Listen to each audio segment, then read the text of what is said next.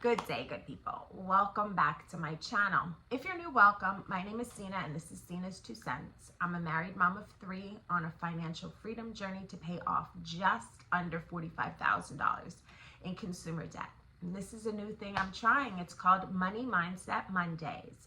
Every week, I'm going to sit down and have an honest conversation about money, but not just the numbers, the attitudes, the habits, the setbacks, the wins, all of the things that go into a financial freedom journey.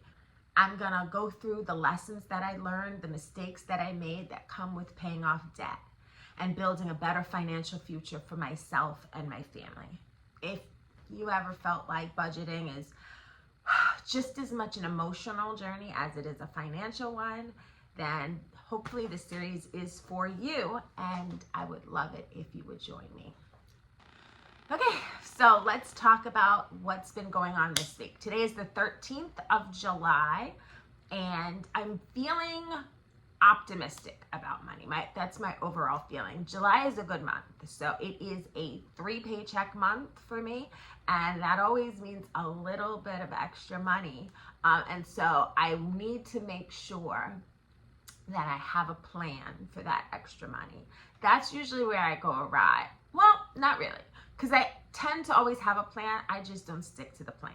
My biggest problem when it comes to money is I think I have FOMO. So I'm always concerned about missing out on something. So I spend a lot of money that I don't plan to spend because at the last minute, I'm like, you know what, I actually do kind of want to do that. And so July has definitely already started as one of those months. And it usually always revolves around the same thing. My kids or my friends. And so last week, my husband and I ended up going out to dinner with some friends of ours. It was my best friend's husband's birthday, and we went out to dinner with them, and dinner ended up costing us right around $200. It's not a huge deal, but it definitely was not something that was planned for. And it's crazy because I said back in June when it was the same friend, it was her birthday. I said, it's not like you don't have 365 days notice. Like, it happens at exactly the same time the last birthday happened. So I know it's coming up, and I know we always do something, and I just didn't prepare.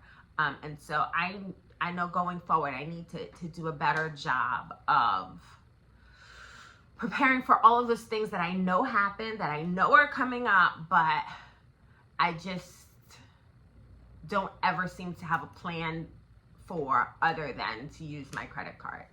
So the $200 that I spent on this dinner will actually come out of savings. I do have a sinking fund savings that's specifically designed for this, but if you watched my last video, you know I deeply dislike depleting my savings. For whatever reason, I am more comfortable incurring debt than depleting my savings, and that's why I'm now sitting at almost $45,000 in consumer debt, and that's a habit that has to change because savings never make me as much as credit costs me. And so it's the numbers mean that it's silly. The psychology behind that is not sound. And so I have to change that. And I start by every time I charge something, it has to come out of my savings. If I really dislike depleting my savings, then I'm going to stop charging things. Coming up this month that I have to be aware of actually, is another birthday. So I don't know. It's like birthday season in the summer. I don't think I actually consciously was aware of that, but so another very good friend of mine is having a birthday this summer, and so the plan is to spend 2 nights, 3 days, going away. It's a local trip. It's a place we can drive to. So it would be hotel, dinner, and there's talk of a spa. It hasn't been fully planned out yet, so I don't know what the final numbers are, and the final numbers are going to determine whether or not I can afford to go. I hate to not go because my friends always celebrate me, and so I want to be able to reciprocate. But to really reciprocate the way that I want to over the long run, it means that during this time, I might just have to take control of my finances, and there are some things that I'm going to have to say no to. I hope this isn't one of the things I have to say no to, but it might be. So until I get the final numbers, I won't know for sure. Another reason why I have to be careful this month is because my daughter is going back to school next month for the summer. She's not taking classes, so we get a reprieve from having to pay her tuition, but her tuition is $1,700 a month. And so starting in August, that's what we'll have to pay. We will have to figure out a way to incorporate an additional $1,700 a month into the budget. The only way really to do that is to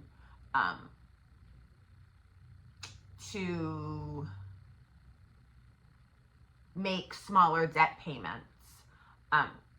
And so I'm not really looking forward to that, but I am happy to educate my child.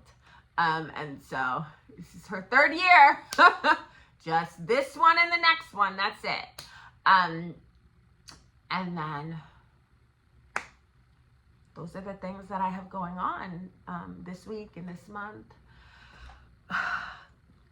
I am optimistic about my money. I think that I can do it. And I think that one of the things that allows me to be optimistic is having the support of a community and a place to just download all of these things and get some opinions. So if you can, let me know what's one money win that you had this week so that we can celebrate those together and I can be inspired to do better with my money. Thanks for joining me.